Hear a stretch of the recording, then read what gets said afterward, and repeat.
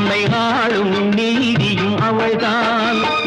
அகந்தையை அழிப்பாள், ஆற்றலை கொடுப்பாள், அவள்தான் அன்னை மகாசக்தி.